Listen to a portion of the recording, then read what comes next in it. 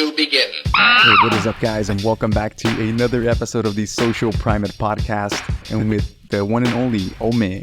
That's right. What's Two up, Ravens. man? Oh man, that's me. How you doing, dude? I'm chilling, man. I'm chilling like a villain. You know, it's been a hectic week for me. Yeah. Super hectic week. I'm coming back from New York. I was tattooing in New Jersey, but I went out there a few days prior to go experience New York. It was super dope. You know, I got to go see a baseball game with the tattoo fam. Went to the Bronx by myself. You know, Dude, that was a highly recommend, highly don't recommend, depending on your character of person, you know. It was the first time you headed out to New York? Yeah, it was my first time ever in New York. I went to Philly a couple years ago. Mm-hmm. That was cool. Had a lot of fun in Philly. The last day was really dope. Shout out to the homie Alfonso. We went out mobbing like the last night. He's a tattoo artist as well. And then Philly was cool. It's a place that I would never live there, but visiting was awesome. You know? Yeah, I've been to those kind of places where you're like, yeah, this is cool only for a couple of days. Yeah, New York and New Jersey, same. Like visiting was amazing. I could never, ever live there. I don't know how, like, people in New York are New Yorking right now, and I don't know how they do it. I know, that's why they criticize. I was like, yeah, you're from LA. Like, you're just used to driving everywhere. Like, you know, like you were mentioning just a few minutes ago, like the whole subway and the comparison to us. We're just driving everywhere. There's no parking. Yeah. Most New Yorkers that are born there don't know how to drive. That's fucking crazy because you think about it here. You're like, you can't even get around anywhere without a car. I mean, you can. But you're taking you're taking the long way there. But I need to see any gas stations in New York City. Dude, that's a fucking trip. One of my homies, his daughter lives out there. She goes to NYU. And I asked her, like, where are the gas stations? And she's like, she thought about it. She goes, oh, I never thought about it. I haven't seen one. She's been out there for a year. Dude, that's fucking nuts. I've been meaning to go out there just to take my kid out because he loves Spider-Man. She's like, I want to go visit New York City. Man, you got to take him to the top of the Empire State Building. That's what Spider-Man would see, you know, go around the city. If you were fucking... Oh, man. I immediately don't ever want to be a superhero. If I've seen that. Yeah. Like, dude, I got to jump down there to help that fucker. Like, it's a long way down, bro. Well, and Ome, well, you know, first and foremost, thank you again for making the fucking the stop here at East of the River Network Studios, man. Sir. You know, you just mentioned you're fucking fresh off the plane with fucking New York off a few hours, so I can just imagine how tired you must be. I'm tired, but the week ahead of me is also nuts.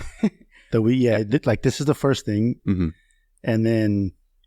Tattooing my little brother. He's visiting from Texas. He just had a baby, so he's 9 months old. My little nephew, Enzo. Nice. Congrats. And thank you.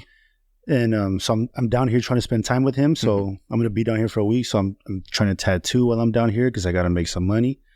And then I'm doing another podcast for tattooing because I'm a tattoo artist. I'm doing another podcast on Saturday for a tattoo series called Blasted. Super dope. I'd highly recommend you check it out. With a Z, Blasted with a Z. And then Sunday, the news is coming to do a segment on my ZakieL flower program. Hell yeah, dude. That's fucking dope. Yeah. No, that's fucking awesome. And, you know, with that being said, I mean, like you mentioned, you're a tattoo artist, you're a martial artist. Right. And then, like you mentioned, one of the things that you've been working on that the reason why I was like, fuck, I gotta know more about this was like the stuff that you're doing in terms of the flower wars. The flower wars. Yeah. Yeah. So like you recently kind of brought that up like about 2 weeks ago. And that's when I kind of, or maybe about almost a month ago that I came across your page. Yeah. And then I was like, what is this? Like, this looks like some martial arts, but you're bringing like some cultural aspect. Correct. You know, that, you know, from my understanding, it was like for Aztek culture and like basically the tribes or groups that were around that time frame, like in the 1400s or something. Or is it 1400s? Yeah. So it's the time of Moctezuma the second. Moctezuma, yeah. Which is like the late 1400s. The flower wars were actually still taking place at the time that aliens got here, right? The European aliens stepped foot on our land, first contact with the extraterrestrials, and the flower wars were still taking place. You know what I mean? You mentioned tribes, like they weren't tribes; they were like full-blown nations. Yeah, exactly. You know, full-blown nations. They had everything a nation has. You know, they have systems, institutions. They have bureaucrats. They have maintenance for the city. They were city natives, with an entire metropolis that rivaled Seville in Spain. You know what I mean? It was actually bigger. I think on the planet at the time, Tenochtitlan was like second or third largest in the world. If I'm not mistaken, I could be mistaken about everything I say today. I think I know a lot, but sometimes I don't know a lot.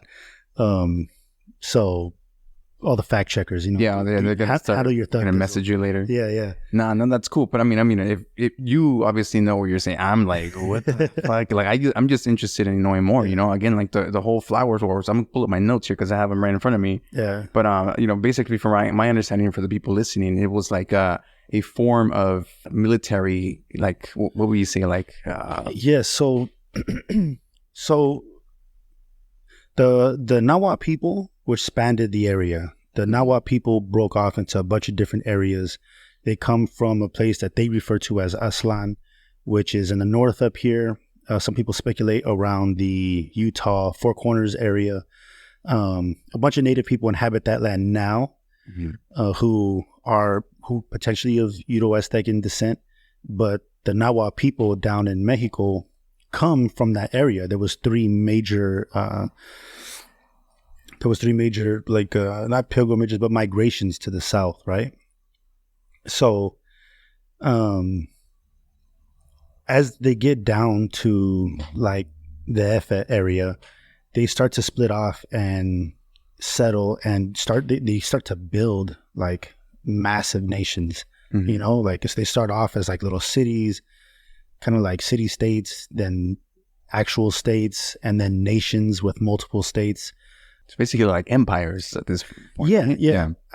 A lot of people use the word empire, and potentially, yes. I'm not sure we would really know, but I think confederation is more accurate. Okay. It's a confederation of states that would make up these nations. Yeah.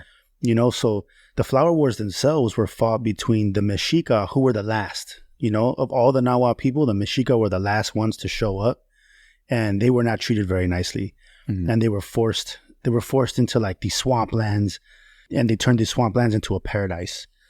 Like they were forced to become mercenaries, and were they really?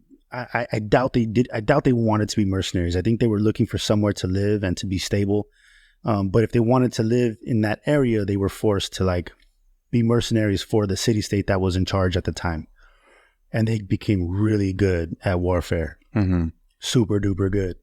And then when they decided it was going to be time for their era to begin, it's a long story. I'm not going to waste the whole podcast on telling the story, but they started a confrontation. They ended up taking over. They created their own tri-state. The Nahuas had like a tri-state system. It was always like three nations versus three nations. You know what I mean? So people call them the Aztecs, but they call themselves the Mexica. And the Mexica they were partners. They were partners with the states that were, so they were in the middle of a lake called Tenochtitlan. Yeah, I think it was Lake Texcoco. I might be wrong. And on the either side of the lake, there was two other nations. And so that was their triple alliance. Alliance, yeah, I've heard about that, yeah. And then they would fight like the Tlaxcala, and the Tlaxcala were teamed up with like Huexotzinco and another state. And the Tlaxcala were formidable. They were formidable. And they tried to take Tlaxcala a few times. If I'm not mistaken, I think they tried to take Tlaxcala a few times and they couldn't. I think it was noted that one of the battles, there was so much blood on the battlefield that it went above your ankles. It was like, like they fought for reals wars. It wasn't like the flower wars. They weren't taking, I'm sure they did try to take captives, but that wasn't the priority for these wars. They were for reals wars. And according to some of the Nahuatl generals and captains, like the amount of blood just was ridiculous. Holy shit. Like an entire generation was lost on the battlefield for those wars, So by the time the Spanish get to the area, I think it's Moctezuma who is talking with Cortez or whoever it is, and they're talking about the flower wars.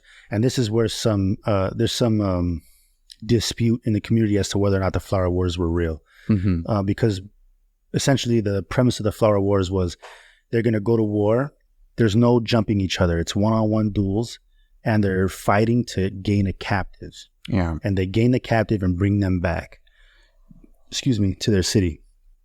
Now, if you killed your enemy, you wouldn't rank up in the Flower Wars. You couldn't gain rank in the military because you were considered sloppy. Mm-hmm. You were considered weak. You weren't a good warrior. So they had to capture them alive. You know what I mean? So Cortez is talking with Moctezuma, I think, and he's like, "What's up with the Flower Wars? How come you don't just like go over there and take them?" And Moctezuma supposedly doesn't want to tell him like, "Yo, we tried to take them and we can't." Mm-hmm. You know what I mean? We tried over and over again and we can't take them. So we settle for the Flower Wars because we both need the captives. Yeah. Instead, he says we could take them whenever we want. We're the biggest dogs in the yard right here. We could take the Tlaxcala ain't shit. You know what I mean? We say when. We'll go do it right now. But we allow them to be there. Mind you, Tlaxcala is completely surrounded by the Nahua Mexica Confederacy. It's completely surrounded. It's like a donut. You know, they're landlocked. They don't have access to a coast or to water. They might have some lakes or whatever, but they defend themselves really, really well. Mm-hmm. So he's trying to save face in front of who he thinks is a god, mind you, if that's true. You know what I mean? Who he thinks is somebody who is prophesized to be here. He's trying to save face in front of him, like, oh yeah, well, we could take him, but we don't. You know? So there's speculation as to whether or not it actually even happened the way it was reported. A friend of mine confirmed he's going to get a doctorate in this field, like Nahuatl combat. Mm-hmm. And he confirms that no, they absolutely took place, you know. Dude, it's crazy. Yeah. It's crazy how like it became from something that was just fucking bloody and like just, you know, war at its fucking most primitive form, right. You know? Like no weapons, no drones. It's like face to face and fucking taking your heart out and shit. Yeah. To Flower Wars, which from my understanding is it's one of the main goals was to capture them so they can fulfill some religious obligations, you know, right. or like, you know, to have labor workers or, you know, just like this variety of different things that you can use if you were to capture these people and use them in, you know, in whatever form you wanted to, right. You know, this shit trips me out. You know, according to, I think it's Tesosomo who teaches Chicano studies at like Northridge and ELAC. If I'm not mistaken, he said that like if you were to kill your enemy during the Flower Wars, you were now obligated to take care of his family. Mm-hmm. You know? Oh, for real? Yeah. Like you had to like provide for his children and his wife to you know, you got to keep them you know, afloat. So yeah, it was a honor based system. Mm-hmm. And if they which falls into like the religious like obligations, because another thing that I heard was if you were captured to be sacrificed, you were treated like a god for a year. You know what I mean? Like you get to sleep with all the women, you get to eat all the food, you get to like live like a god. And at the end of that year, you'd be sacrificed, right? Fuck. You know, but yeah, go lay down on that rock over there. All right, it's time. You know, and but I think, you know, the concept of human sacrifice is disputed. You know, like European academics absolutely say that sacrifice happened, and then emerging indigenous academics, even some German academics, dispute this theory that we would sacrifice these people.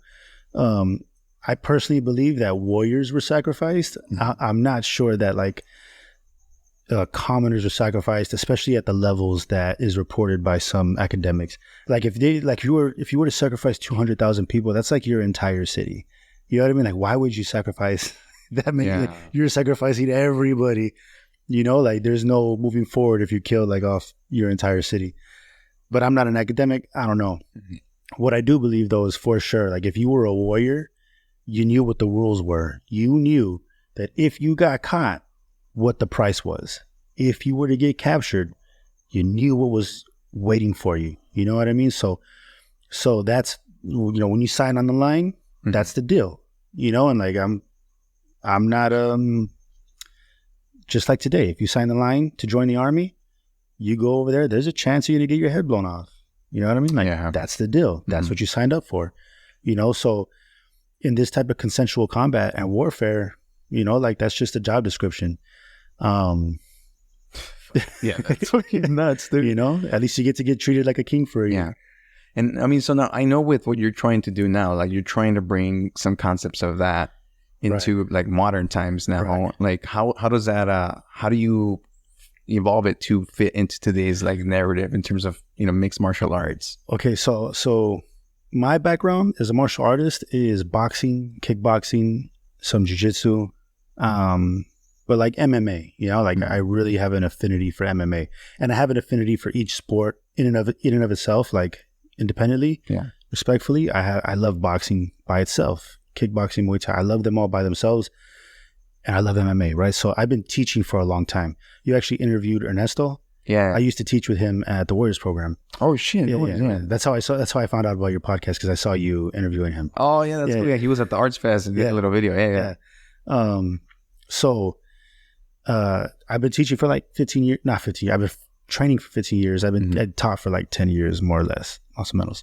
And man, there was a point where I was with a group who had, every year they would have like a little ceremonies, like Nawat ceremonies, and one of the games they would play was like the Flower Wars. And it was like a kids game where we had like fluffy pillows. It's like a rug. If you throw it, you're dead. If you have like little Nerf bow and arrows, if you hit somebody, you're dead. You know, we're all just running around like chickens with their head cut off in over the gun park, and just playing the Flower Wars. And man, it was really fun. It was super fun, you know, but like it wasn't dangerous or competitive or anything like that. And at that time, which mind you, this is like 2017, 2018 maybe. At that time, this idea that I have for the Flower Wars didn't occur to me. Fast forward to last year, November last year, I wake up from a dream, a literal dream where mixed martial artists are in like this full gear, like they're in an amateur Muay Thai fight with the shin guards and like MMA gloves, headgear. They have like integrated pads on their chest, like that you put under football pads. Okay. If you ever see like football players, they have like these mesh like padding, you know, on their ribs, on their shoulders. And in the dream, these guys are like fighting MMA with like LARP weapons, like soft, you know, like a club that's not going to cut you or break your bone, but will hurt. They have the foam shields, and like they're fighting each other and capturing each other in an actual like Flower Wars simulation. And I woke up from this dream like, oh shit. Like, whoa, vivid. Yeah. You know, like, yo, why not? Why not? You know what I mean? Like, why can't we have that? You know, like that would be so dope. It would be super dope if we could like have that, because we don't have an indigenous martial art. If you look up like Mexica martial arts, you get like this lady who turned Asian Kung Fu into like, she put like Nawat names into it and tried to make a Kung Fu version, like a Nawat Kung Fu version, you know, but it's not a Nawat martial art. It's not something that our ancestors practiced, you know, that doesn't exist. We were severed from that lineage. You know, if you Amakwawit is a club with the obsidian pieces on the side, it's not a piercing instrument. You know what I mean? It's a slashing instrument. This is a tool that was designed to capture people.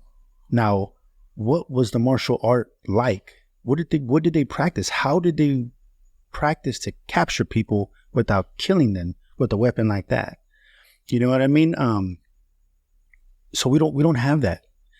And we're never gonna have that, you know? Honestly, we're never gonna know exactly what they did. Right. But we can use the martial arts that exist now, you know, like as I'm thinking about this going on, I'm like, man, we could just, you know, everything we know now, jiu-jitsu, wrestling, boxing, kickboxing, judo. We can get all that. We can apply it to this, and then we can insert the cultural analysis that we do have, where we fought to take captives, you know? So long as we're fighting to take captives, eventually we're going to walk the line that our ancestors walked to figure out what they did to take these captives, to best take a captive. You know what I mean? We're going to use what we do know.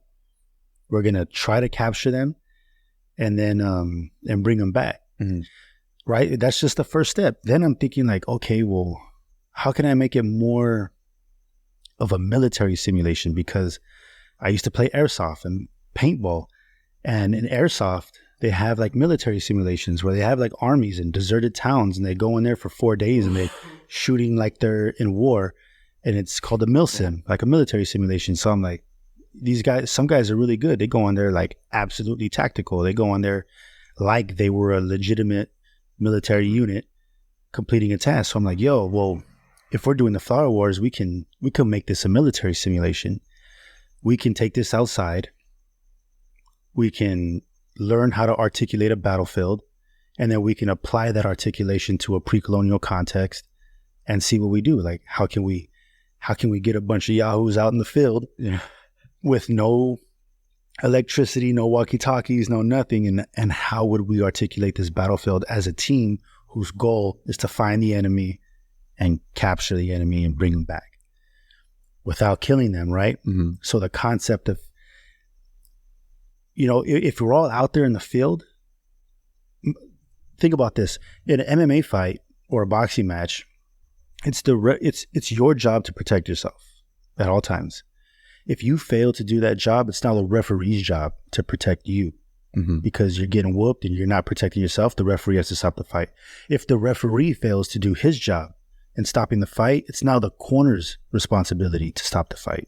They have to throw in the towel, right? Your job, the referee, and then the coach. When we're out there in the field, we can't really have like referees or drones following a particular squad, because it will give away their position. Mm-hmm.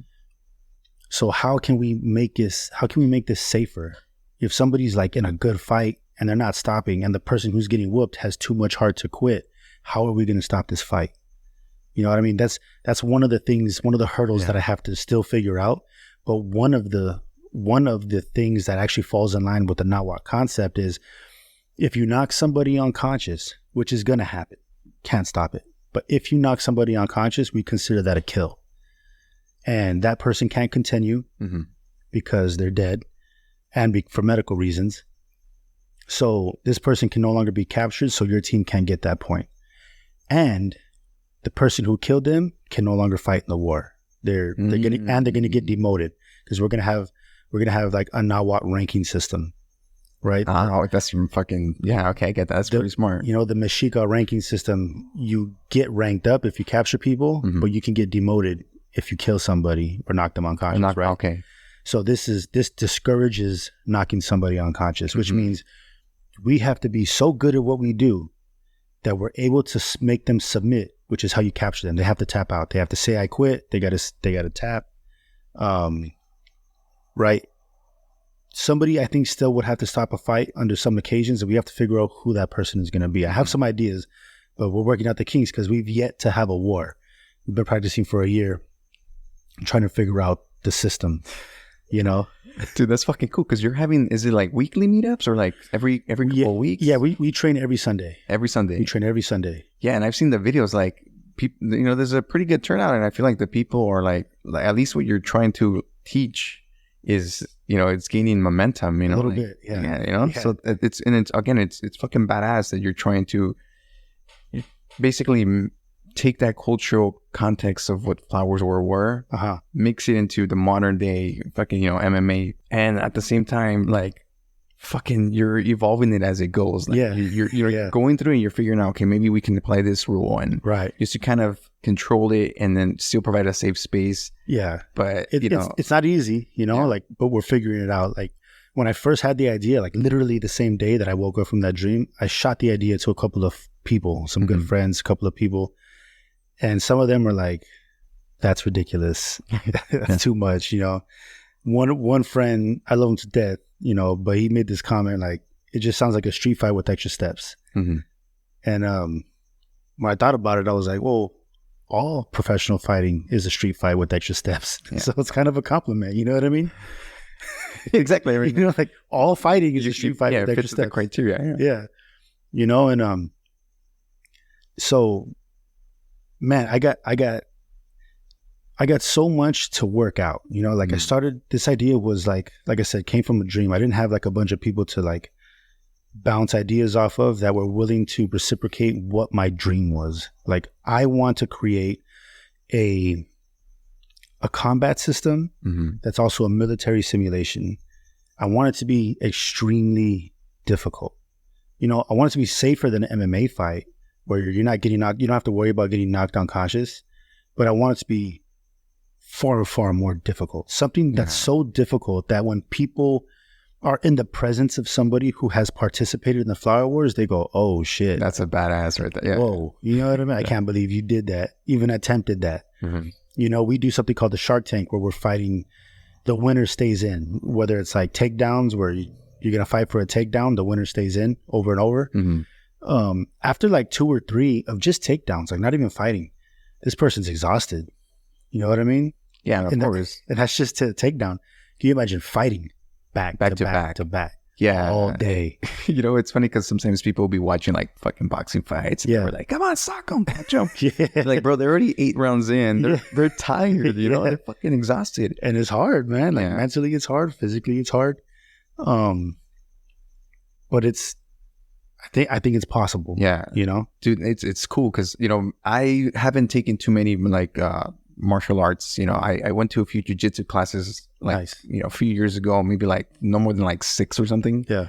But they were cool. You know, I should have kept going. It's just low-key, they get a little expensive sometimes, you know? So, but I went and the classes that I took, like I just put my body through these fucking scenarios that I never thought it would be possible. Like I'm getting choked or like some guys on fucking enemies on top of me. I'm like, push me off. And I'm like, dude, it really grounds you back into like, hey, you can't kick everybody's ass. Like sometimes you walk around like, I can kick that guy's ass, you know, but now like, you know, it takes somebody who knows how to fight. It's not easy. Yeah. But jiu-jitsu teaches you how to lose with grace. Yes. You know? Yeah. If for sure, like, you know, you walk out of there like, fuck you. You know, first of all, you're exhausted. You know, I personally will be like, fuck, I just threw up. Like I walk out of there, but it brings like this new sense of self. Like, okay, I know my capabilities. I know what I can work on, and you know, I don't know. It takes discipline for sure. Like a lot of mental, like fucking, I don't know. It's a lot of mental thing outside of the physical stuff. It's very mental, you know. So like in jiu-jitsu, when you, it's not like boxing or kickboxing. When you roll with somebody or you spar, like even full speed, you can give 100% effort and still be completely safe. You know what I mean? You give 100% effort and try to choke somebody or bind them or get an arm bar or whatever it is, like you're grappling, you can give everything you got. And when the bell rings, both of you are fine. Yeah. You know what I mean? Maybe a little exhausted, you know, maybe some bruises, but you're fine. It's not, but like in boxing or Muay Thai, when you're sparring, it's rude, and you know you're kind of a dick if you go 100% with your partner, because if you knock them unconscious, like we're not trying to do that to our teammates. Yeah, you know what I mean. So with jiu-jitsu, it allows you to do that, to feel like you just gave everything you got, you know, and then you're feeling that exhaustion at the end of class. And to be honest, like that's like a drug for me. You know, if I'm hyperventilating and class is over and I'm laying down on the mat, I'm just, you know, like trying to come back to reality, like, man, that's your high right there. That's a high. I mean, that's a high I chase, you know. You can get that, you know, training any other martial art. But jiu-jitsu is unique because you can, you know, like I said, give it 100% with somebody. What got you into martial arts? Oh man, that's such a long story. You know, so I grew up in El Sereno, and I had a group of friends. There was 5 of us. It was me, Marky, Adrian, Andrew, and Archie, rest in peace, Steven. I was going to school. I was playing football at Glendale Community College. It was on my 2nd year, and I got a fractured spine. I got a medical red shirt. Yeah. And I came home one day, and I got a note on my door, and my mom left me a note saying that my homie Archie got shot and he died. And he was from the neighborhood, you know what I mean? And he was only from the neighborhood for like a week. Like he got jumped in on the 4th of July. On July 10th is when he died, a day before his 21st birthday. And I dropped out of school, man. I dropped out of school. I never went back, never called the coach, never nothing. I just like started drinking, kicking it with the homies, and it was pretty bad. I was depressed, you know. I gained a lot of weight, got up to like almost 300 pounds. And one day I'm sitting on the couch and I'm all fat. I got no job. I got no money. I got nothing. And I'm watching the WEC. Cub Swanson is fighting some dude, I forget, I don't know, but I'm watching them fight. And as I'm watching it, I'm probably a little drunk because I was like drunk before noon every day. I'm looking at him and I'm like, man, I could do that. Yeah. You know? And I couldn't, but I thought I could. And so, but I didn't want to be who I was anymore. I didn't want to be this guy going nowhere, doing nothing. So I went online and I looked up all the schools in my area because I had no car. I had to walk or take the bus. Mm-hmm. And the very first one at the top said California Kickboxing. And I did not want to go there because it had like these like chrome silhouettes of these females throwing kicks, and it just read like cardio kickboxing or like something like that, you know. So I was like, I want to do like fighting. And so I call every other gym and I tell them my spiel, you know, like, I got no money, I got nothing, but I'll mop your floors and scrub your mats and clean your toilets, whatever you need, I'll do it. Please just please let me fight for you and let me represent you in competition, you know. And they all said no, like, kick rocks, you got to pay your dues. So the only one left to call was the first one, the California Kickboxing. So I call and then this guy answers the phone and I tell him what my get down is, and he goes, well, let me talk to the coach. So he puts Joe on the phone, Coach Joseph ZakieL, and he's talking to me and he's like, all right, come in tomorrow, 5:00. Try out. Yeah. I was like, all right, cool. So I show up and I went super early. Like, he told me to be, I don't know if it was 5. I think class started at 6. So I'm like, I'm going to get there at 5:30. Or I get there at 5, be there by 5:30 or whatever, and like plenty of time. And I get there and I can't find it. I'm like driving around the block. This is a Fair Oaks and Colorado in Pasadena. I'm driving around this block because I'm supposed to go on Green Street, but on the actual Green Street, there's no gym. Mm-hmm. And I'm looking and I can't find it. And it's before I know it, it's 5:30. And then all of a sudden it's like 5:50. And I'm like, where's this gym at, you know? And I see this door, and something's telling me to go down there. I've been looking a lot. This is the only door I kind of haven't gone in. So I go down and I smell sweat. I go, oh, this has got to be it. I hear kicking and stuff, and it's in a basement in the alleys, like Green Street and Colorado. And in between the two is an alleyway. Mm-hmm. I'm in the alleyway. I go into this door. I go downstairs, and sure enough, there they are. And I'm late. It's like 6:10. And he looks at me and he goes, I tell him who I am. And he's like, oh, you're 2 Ravens? Like, terrible first impression. Like, and I'm like, fuck, oh my God. Mm-hmm. And so I take every class, like a boxing class, 2 kickboxing classes, and a grappling at the end. And he doesn't really give me any critique. He's kind of mean at the time. And he just is like, yeah, come back tomorrow, you know? I'm trying to prove myself to him. I'm telling him that I'll fight through injuries. And he's like, what? No, I don't ever want to hear that. Like, Don't get injured. Injured fighters don't make money. Don't ever get injured. Okay, my bad.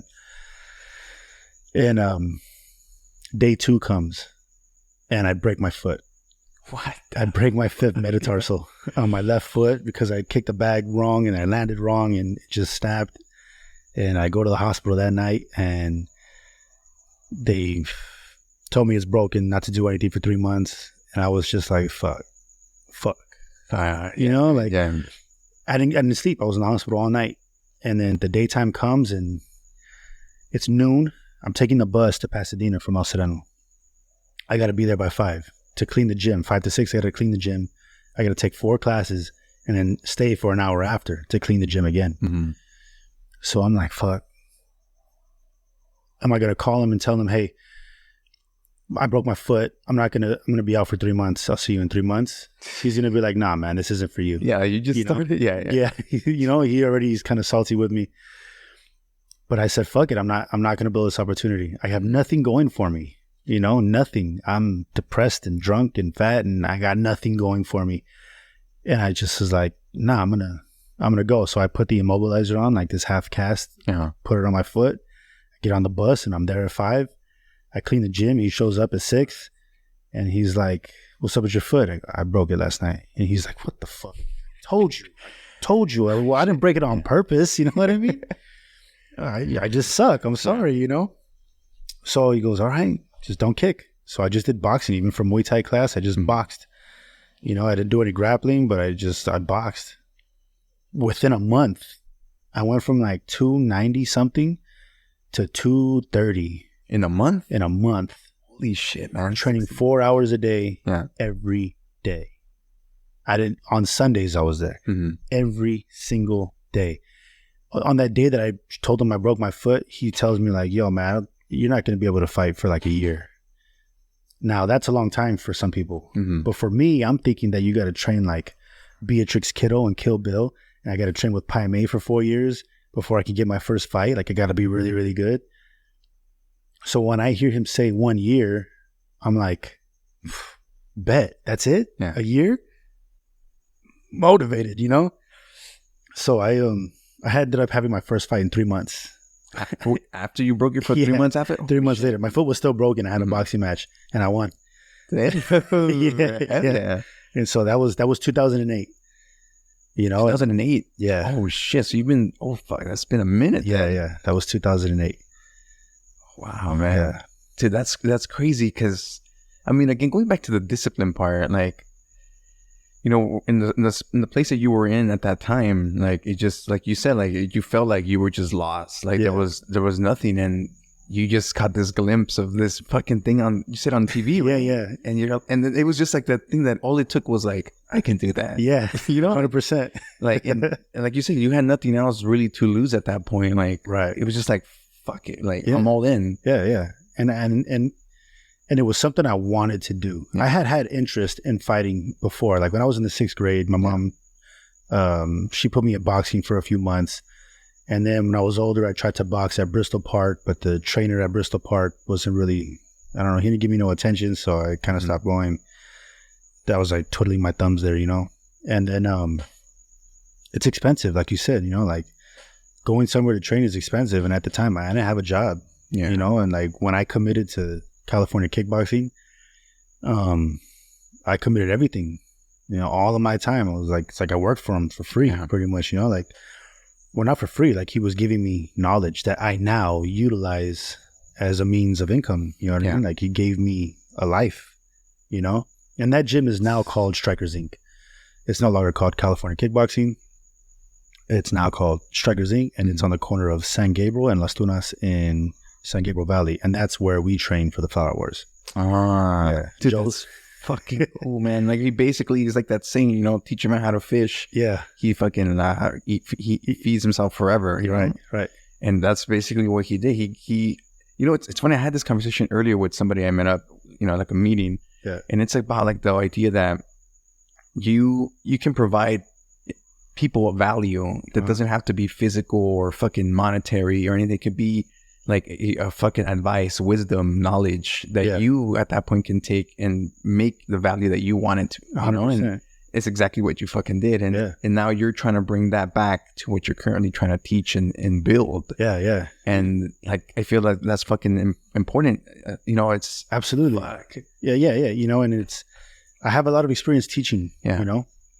So with this project, with the Flower Wars, like I know what I'm looking for. Mm-hmm. And I have a lot of experience teaching people that never practice martial arts. So I know how to get what I want out of them. Yeah. The problem is that I only have 1 day a week to do it.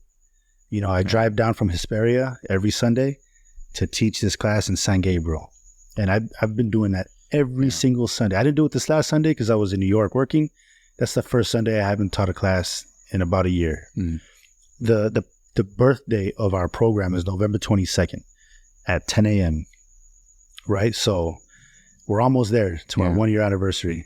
And in that entire year, I think I probably missed like 3 or 4 Sundays, you know? But if I had the opportunity, like if I still lived down here, I would be teaching for the Flower Wars as much as I could. Even if it wasn't at Strikers Inc., we'd meet up, we'd go and do something somewhere, but we'd be training multiple times a day. Like that's my goal, is to be able to give my students the ability to train every day. Because right now we're not fit to fight an entire war. You know, like grappling is the foundation of what we're doing, right? We're trying to fight to submission. So we have like LARP weapons, but we don't use LARPing rules. LARPing means live action role playing. So when you see people LARP, like the nerdy people or whatever. And with their swords. Yeah. They have like these rules where if you hit them in the arm, they can't use that arm no more. If you hit them in the leg, they gotta take a knee. You know, like we don't do none of that. Like we're fighting to submission and to inflict pain and damage, you know? We don't want to knock each other unconscious, but like if you hit somebody in the liver and they collapse, that counts. They're still conscious. You know what I mean? So you can hit them as hard as you want in the body. You could kick them in the leg as hard as you want. If you like incapacitate their leg from a kick, that's cool. For all intents and purposes, we are fighting. Yeah. You know, I mean? It's a fight. You know, I want it to be extremely difficult. So when we hit each other with the makwawi that we make is Schedule 40 PVC pipe wrapped in closed cell insulation foam. Right? So it's breakable. It'll break before it knocks you out. But when you get hit with it, it hurts. It's gonna pack a punch. Yeah, it hurts a lot. You know what I mean? And so,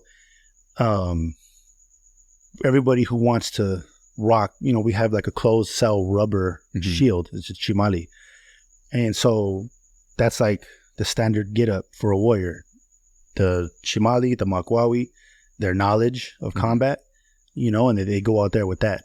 There is rules for ranged weapons. I'll go over that in a little bit. But that's where we're going out there is headgear, like boxing headgear. Yeah. But I think we're going to switch to rugby headgear. If you ever look at rugby players have something called a scrum cap. Yeah. It's like kind of like covers this shit. Yeah. They're more comfortable. When I played rugby, I would wear a scrum cap sometimes, but they can get uncomfortable when you're tired. But excuse me, because I played rugby, I knew about the scrum cap, and I was like, oh, that might be a way better option because as we grapple with the boxing headgear, it's kind of bulky. Yeah. And it's if you have a good grip, like you kind of don't want to let it go, but you also don't have to because it's such a good grip. It locks in headlocks really well. If you got to choke on somebody, like you got a solid grip just because it's so bulky, you know? So the scrum cap is much more thinner. It's squishy padding.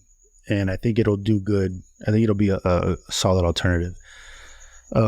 Dude, real quick, like, how do you, when you bring this up to people, like, hey, come check this out, and they see this, like, do you get like some hesitation? Like, nah, that shit looks a little crazy. 100%, bro. It's weird. Yeah, it's weird and it's crazy, and I know this. You know, like it's a little extreme for some people. It's goofy for some people. It's like you know, when I bring it up, like I understand that it's a nutty concept, but it's also really fun. I have a great time doing it, teaching it. But the look on the face of the people who understand it, like the people who understand Nahuatl culture, Mexica culture, like Mesoamerican identities and cultures, the people who know about the flower wars and who understand like the systems of the Nahuatl military or Mexica militaries. Like when I tell them what this is about, like just the spark in their eyes, like, oh, what? Like that's perfect. And not only is it like perfect, it's ours. Yeah. You know what I mean? It's ours in a way that like the people in Europe who dress up as knights and hit each other with weapons. Have you ever seen that?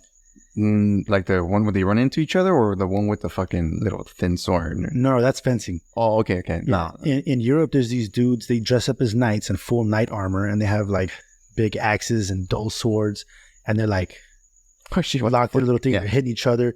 And I think once somebody falls over, they're done, right? So they're trying to knock each other over. And it's like 20 on 20 in like this little tiny arena. Like I've never seen that. Yeah, you know what I mean? But like that's theirs. You know what I mean? Like that's their lineage. That's something that they get to have as like a martial art that belongs to that area, to their descendants, to that people. Like, and it's cool. They get to like reenact, like they get to live fire, reenact little wars and battles. And you know, that's theirs. For us, like this is ours. You know what I mean? Not only is it ours, but it's hard. It's difficult. Yeah. You can't just show up and do it. It's not something that like you can just show up and try out. You know what I mean? You have to practice it, which is why I wish I could give my students an opportunity to practice every day, because grappling is hard. jiu-jitsu is not easy. It's not, you can't just become good in a couple of months or even in a year. Like it might take you a year, 2 years to become decent, to get to a point where somebody's just not going to choke you out at will. You know, to become mediocre, it takes a long time if you're training 3 to 4 times a day. I mean, 3 to 4 times a week. I'm sorry. You know? Oh, okay. That sounds more good. Yeah, it's like they have 3-4 times a day. Yeah. 3 to 4 times a week. I'm sorry. Yeah. So with my students, we train for 2 to 3 hours a week. Sunday. That's it. Wait, how many hours? 3, 4? Yeah. Well, maybe not 4. I think the most we go is 2 to 3 hours. Because we do like an hour of grappling, an hour of striking, and sometimes that bleeds into another hour. Most of the time I try to keep it at 2 hours because it's a lot of working out, and I try to push my students to exhaustion, to failure. You know what I mean? I try to push them to the point where like they have nothing left. You know, we only get 1 day a week, so we have to push till everything's gone, you know? But if we trained every day, then they could get better faster, and the faster they get better, the sooner we can have a war. You know what I mean? Until then, we're doing little simulations like the videos you saw. Yeah. The 2-on-2 simulations where it's just that, you know, it can be done in 10 minutes, you know? Dude, that's fucking cool, man. And honestly, I hope a lot of people find out more about it. Just because it's one of those things that you see. And like, again, I first saw it and I was like, what the hell's going on here? Like, what is this? Yeah. But just digging deeper into it, finding out like what kind of like motivates you to do it, and you know, culturally, just personally, and just like in itself, you know, as a whole, it's like, holy fuck, you're really trying to like bring, like you said, create something that is ours. Yeah, it's ours, and I'm trying to revive something that people haven't done since the 1490s. Fuck, you know what I mean? And what I'm doing is not exactly like, it's not exactly what they did back in the Flower Wars. Right. Like one of my students, Redbeard, he's like, yo, like in the Flower Wars, they didn't use like atlat or bow and arrow, which are like ranged weapons. They just fought hand-to-hand combat, which is cool. And maybe it's a concept I'm willing to explore since we haven't solidified it yet. Yeah. But my original concept, where we actually go into a battlefield and fight each other and go to war, ranged weapons would give you advantages. If you get hit in the arm with a bow and arrow,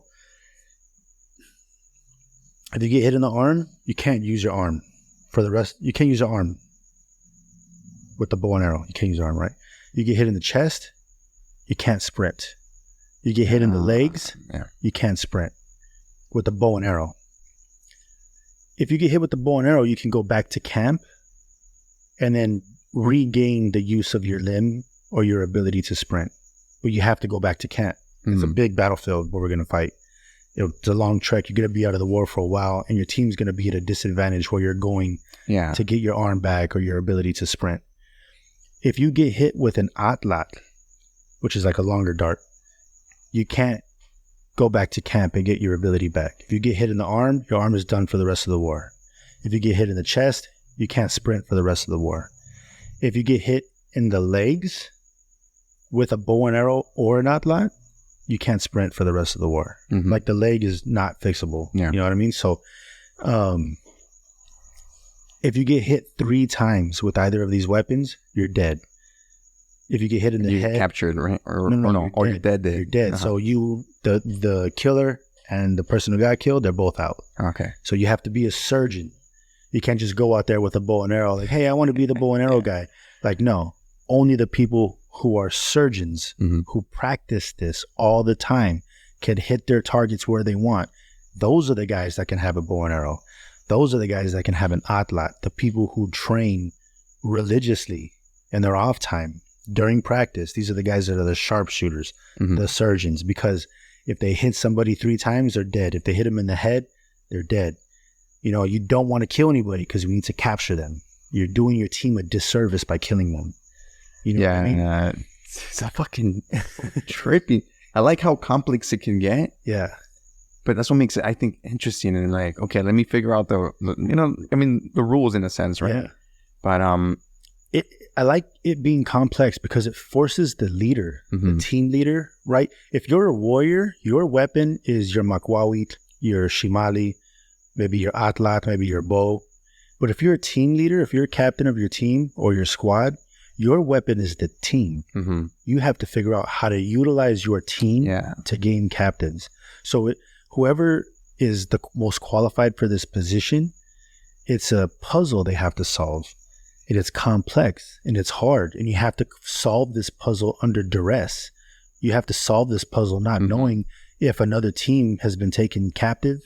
You have to solve this puzzle not knowing if your team is going to be up for the fight. If you have a squad of 5 and you roll up on 2 squads and you got 10 people, you're the team leader. How are you going to use your weapon against all these enemies? You know what I mean? That's when that tactical stuff and that you know what I mean? And you have to use the battlefield. How are you going to articulate the battlefield? You know, and it's a long war. We fight from sunrise to about 1, 2, 3 p.m. It's what the place is called Ecatepec, which means the place of the wind. So it's in Hesperia. And around 1 to 3 is when the wind starts to blow really hard. So when that wind blows, the wars are over.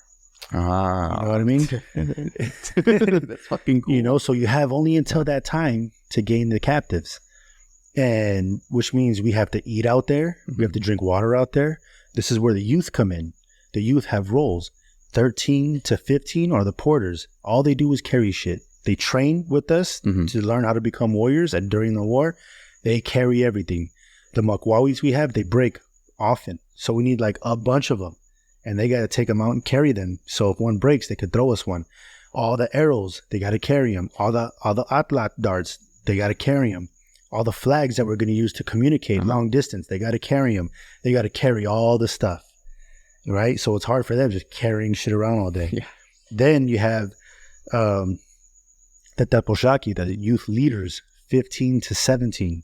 These are the kids that are participating. They actually get to participate in the war. They're non-combatant participants. So they're playing tag, right? You can capture them and return them and take them out of the war. So you can take them off the battlefield for to create a disadvantage. But these are the kids that like, they're learning how to go to war. So they have a mentor. They're basically apprentice-mentor relationship with the warrior. And that warrior has them like their shadow. And they have to learn the hows and the whys. And this is why we're going to push. And this is why we're going to retreat. And this is why we're going to regroup. You know what I mean? When we fight this team, we're only going to get 1 captive from this team, right? Why are we only going to get 1 captive? Because we only need 1 captive. You know what I mean? If we can get the 1 captive and safely return that, the next time we see this team, 10 minutes from now, an hour from now, it's going to be 4 versus 5. You know what I mean? That's how you get the advantages. We have an advantage. You know what I mean? We don't need to take them all right now. That's a harder fight. You know what I mean? So these youth leaders have to learn how to go to war. So they're shadowing, and they're the ones that, hey, we need to regroup. Go and grab the flag that says to rally on me. It's a tall flag, a pantli. We put it in the ground so that our team, when they see it, they go, oh shit, we're being ordered to regroup, to rally on that flag, right? So they're the ones that are doing the things. If nobody's seen the flag, these are the kids that like, okay, go run. You have to go and run and find the squad because it's a huge field. They got to go find the squad that we're trying to communicate with and deliver a message, which means that this kid needs to be skilled at scouting, needs to be skilled at hiding, at sprinting, at being evasive, and they need to be skilled at delivering a clear, concise message under duress, under exhaustion, showing up to the next team leader like, they said they want you to regroup. You know what I mean? Where? It's 100 meters southwest of here or some shit. You know what I mean? Like, they got to be skilled at giving clear, concise messages, you know? And this is going to teach them to be good warriors, because when they turn 18, that's when they can actually fight. You know what I mean? Dude, this is some fucking powerful shit, man.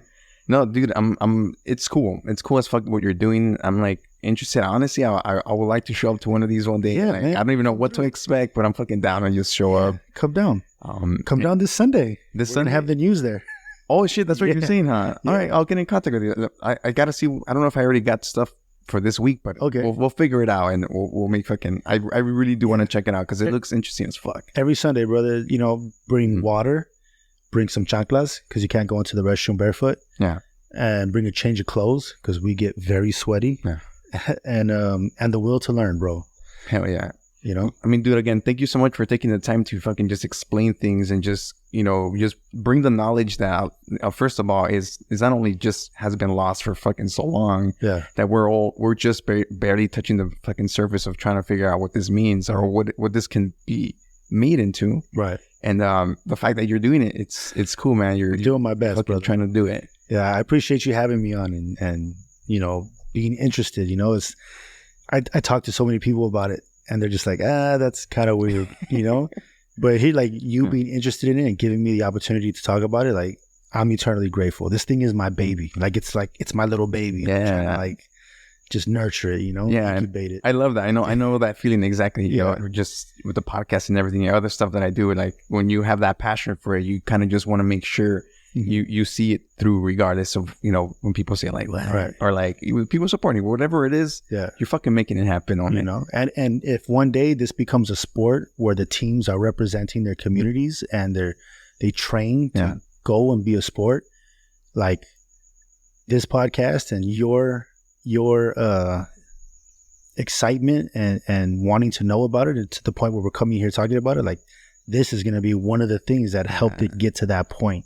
Dude, I'm looking forward to that fucking thing, dude.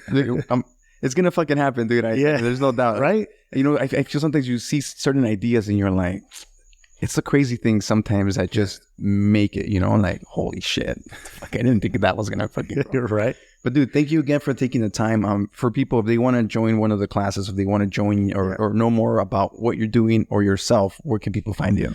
So you can find us on both Instagram and YouTube under the same name, which is ZakieL, and spelled XOCHIYAOYOTL.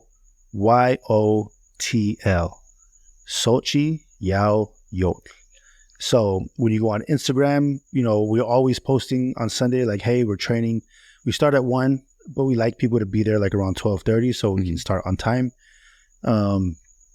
And then at class, we disseminate all the information about what we're doing and where we're going, because we're starting to get people are reaching out because they want us to do demos and help teach classes and do things, So like, it's beautiful. Expansion is like on the horizon, That's awesome, man. And it all started with just that motivation that you got. Started with a dream. Yeah, it was all a dream. Hell yeah. Thank you so much for taking the time again, Ome, and we'll see you next time. Likewise, man. Thank you. Appreciate it. It's the ill one, joining the resistance. Mexicano jalisciense coming with the big guns. Glitch in the matrix, rage against the system. This is for my fam that got deported, thrown in prisons. I was just a kid, crossed the border on foot, labeled illegal. They call me wetback, hit 'em back, sharp and lethal. Learn it young, stand strong and fight back for my people. I'm shredding all these snakes like a brown eagle. Fly high and bomb on them like a double axe. And no como me, mascaras dominating every grapple. I keep a sober mind when I'm going into battle. We leave the opposition in shambles, fully dismantled. Live with California in the motherfucking building. Aspekt, Aztek, Jaguar, let's go. Real hip hop. We won't stop till we finish our mission. Living in these foul conditions, people play the position. Don't forget about your roots, don't forget the traditions. Free your people with the truth, can't erase our existence. Revolutionary troops, known for going the distance. I'm about to execute, never leaving a witness. Connected with how wide on the murderous business. As we pray to lealtad, continue blessing the village. Esto es pura lealtad, this is called the resistance. Yo no quiero tu amistad, I just want your commitment. Esto es pura calidad, like the dope is a shipments. Yo predico la verdad, always speak with conviction. Peace, love, righteousness. This is Ghunnzz. Salute, comrades. Let's go. Hey yo. Jimmy Fly snuck up, you better look up. Bombs cook up, Skynet days, AI maze. Photon grenades, 8 braids. I'm forever, y'all just a phase. Eating right, controlling my graze. Hazy days, alien age. Sober my ways, headshots never upgrades. Feel the sun, burning your rays. Swinging my blades, breaking the cage. Needle the rage, it's time to engage. Laser guns enter the stage. We the cure, y'all the break. We sure you're gonna fade. Military upgrade, this ain't a holiday. We forever great like they say. Better late than never.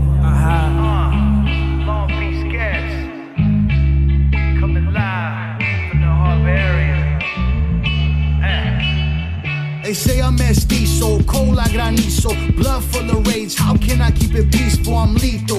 I leave your brains on a piso. This from my mama that was raised in Jalisco. La gente cuyuteca, let me give you clecha. Heart of a warrior, sangre de Azteca. Waiting in the dark, I'm a spark like a mecha. Aim at your heart cause I'm sharp like a flecha. It's a war with the gavas, esto no se acaba. Deporting our mamas from here to Chihuahua. So who want the drama? Flow like the agua. My homie locked down, learning how to speak Nawa. Yeah, chop the father from the east side of Houston, Texas, baby. What up, Jag? What up, Acosta? Let's get it. Look.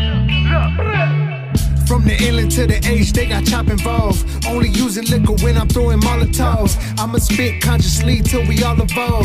Turnbuckles, only thing that I'm falling off. Pop a swan-time bomb on a crooked cop. Fight till the sun dawns, all these bullets drop. You know all my boys be spot they sabotage. Weed still supposedly, I got the hand of God. I'm a warrior from the south, only talk what I'm about. If you wanna go that route, then I'm all up in your mouth. Barely hit my stride, normally on pride on them. Be the sacrifice, suicide, die. Yo, you already know who it is. It's Mr. Lewis, and I am rebuilding the culture from Sacramento, California. Yo. Freedom to the people, this my real life. Being taught to hate yourself, know what that feels like? Going home with this information every night. And we didn't have no healthy role models in sight. I was 23 when I heard about Huey P. The Black Panthers in the move really got to me. It's important that we lift the black families and stay consistent with that movement, that's my strategy. I'm getting ready for a lifelong combat. And self-sufficiency is really where the bomb's at. Clear-minded, remember that we're under attack. I know I'm guided, the universe keeps calling me back. I go by Infniti.